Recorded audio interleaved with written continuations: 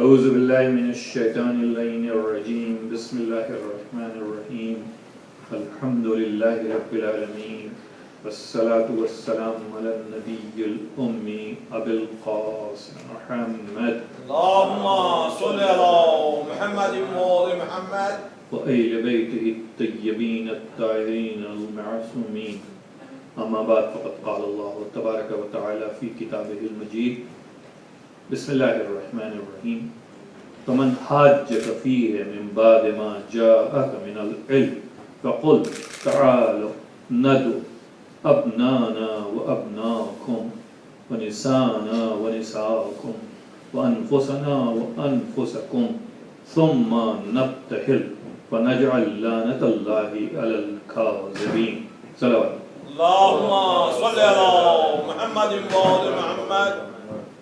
Muharram 1433, fifth day of Muharram, and this is our third in the series of these talks that we have organized during these days. In the first of this series, we introduced the concept of social justice, what it means, what we understand from the concept, and how Karbala relates to the concept of social justice.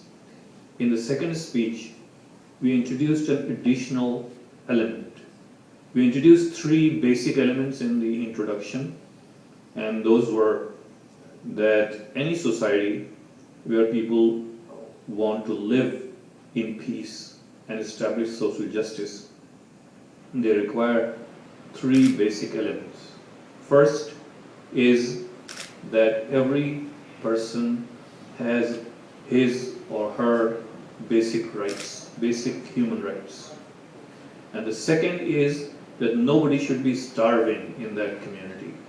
And the third thing is that we would like to have equal distribution of wealth, but practically, as long as there is no one starving as such, then the society can be established where social justice can prevail. In last night's discussion, we introduced another element, and that was politics. Politics is important for any civilized society, where there should be some rules following which a rule of law can be established, so that the society can conform to those rules and regulations. And additionally, in the introduction, we had introduced the concept of Tawheed. When Quran discusses social justice, it relates that concept with Tawheed. And we had brought out the story of Hazrat Ibrahim as an example, how he uses his attack on the idol worship of his time to establish social justice. Tonight, we introduce an additional element into this. And that additional element is going to be pluralism. Any society which wishes to establish social justice doesn't have to follow any particular religion as such. That's the basic concept. So it's good if all people in a society belong to the same religion. They have same practices, same belief sets, therefore same moral values and same ethical values. And there is less of a chance of any clash. However, that does not deny the fact that even if people in a society belong to various different religious preferences, social justice in such a society cannot be established. There's no reason that social justice cannot be established in a multicultural, multi-religious, multi-ethnic, and multilingual society. How did Islam brought about this concept in its society that it established, which was based on social justice, in the city of Medina? 1400 years ago. And this is what we are going to discuss today.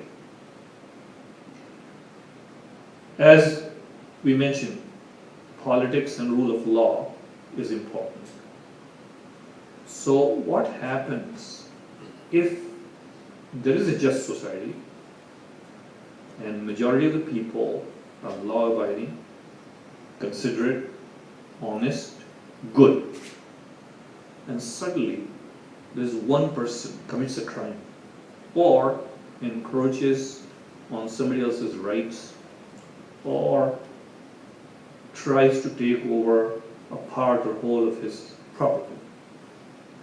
How should a just society react to such a situation?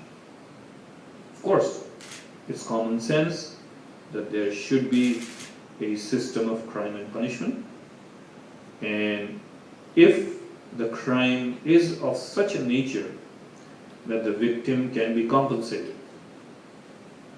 in equal material terms, then that becomes a civil case, and you force the perpetrator of the zulm to pay damages to the victim. And that is how justice is established. If somebody gets hurt, physically hurt, or someone's dear ones get hurt, or somebody gets killed, then the state has to intervene and punish the murderer. Now, how can we punish the murderer? These standards have been changing over the last several thousand years. In the ancient times, whichever religion you go to, it commands that the murderer should be killed for his crime or her crime. In our times, there is a movement that no one has the right to take a life, even if it is as a punishment. So, social scientists, criminologists, lawyers, legislators put their heads together, and they have been reflecting on this problem and trying to find alternate solutions to this problem. It is a problem. Somebody kills someone, you go and kill him. Finish. So basically what you do, you set an example for the whole community that this is what happens to a criminal. And then you also pacify the victim's next of kin. Now, Islam introduced yet another concept in this. This is not the main topic today. I'm just introducing it as a preamble. We will discuss it more on Sunday, inshallah, at part 51. So, Islam said that yes, you have the right to take a life if your brother has been killed. You have the right to ask the state to apprehend the perpetrator of the crime and execute him. That implies that the state should be strong enough to be able to pursue the criminal, catch him, bring him in front of the society in a court of law, try him, and if found guilty in the given circumstances, then he should be subject to that punishment. And that is definitely implied in this. But then Islam said something else additionally. Yes, that is your right. You are entitled to that punishment, and you can actually force the state to punish the perpetrator on your behalf. But if you forgive, then God is your witness. Now, what is Islam trying to tell us in this teaching? What Islam is trying to say is that you have the power to punish a person and kill him actually. But if you forgive him, let him go, then you might set an example in the society that evil cannot be confronted with evil alone. Evil can be defeated by good. This is what Islam is trying to tell you. However, if the security of the state is threatened, then you cannot bring that option, because the entire community is in danger of being hurt or annihilated. And Islam did face that situation, which we will talk about on Sunday. So Islam brought this concept of forgive, but the forgiveness was allowed only to the individual, not to the state. Because no one can take the responsibility of the entire community. You're responsible for yourself, I'm responsible for myself. If I get hurt and if I get power over the perpetrator of that zulm, I have the option either to insist on his punishment, or I can say that, all right, I forgive you, go away, don't do it again. I have no grudge, I will not press for your punishment, but please don't do it again. I forgive you, go away. I can say that. But if the entire state is under threat, for example, your country, in which that society is established with social justice, is attacked by an outside force, you cannot stand up in the middle of the road and say, I forgive this country or this group of people. There's no way. This is unjust, because you cannot take the responsibility of every other person in the community. Unless every individual in that community can stand up and say, that, all right, we forgive, and let them come and take over our country. No one person has the right to rule that. This is common sense. So we will talk about it on Sunday, inshallah. Salawat. Allahumma salli ala Muhammadin wa ali Muhammad.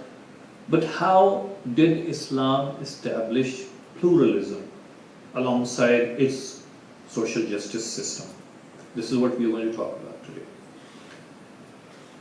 The only confrontation the early Muslims had in Makkah was their own brothers, fathers, uncles, including the Prophet's own uncle Abu Lahab. And these people were really vicious, really vicious. They wanted to kill people. They tortured people, their own brothers, their own next of kin.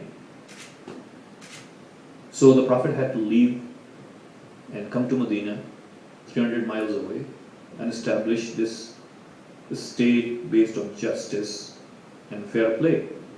By the way, Quran has so many places where it uses two words.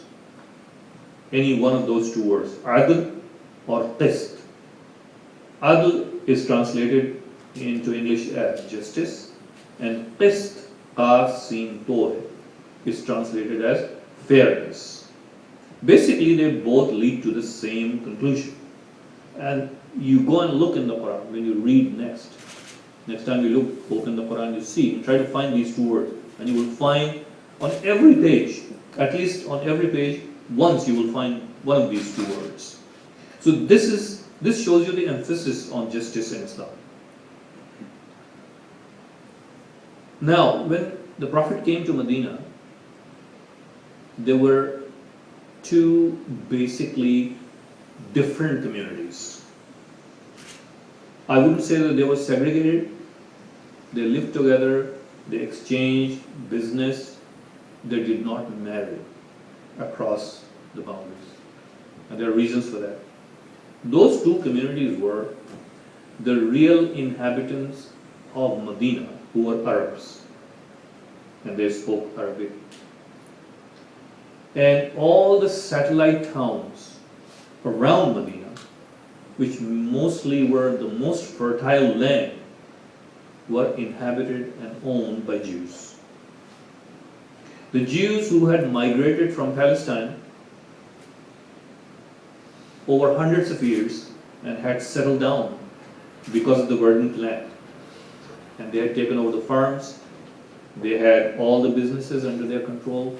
Basically, all food supply was controlled by the Jews. There were some farms inside Medina.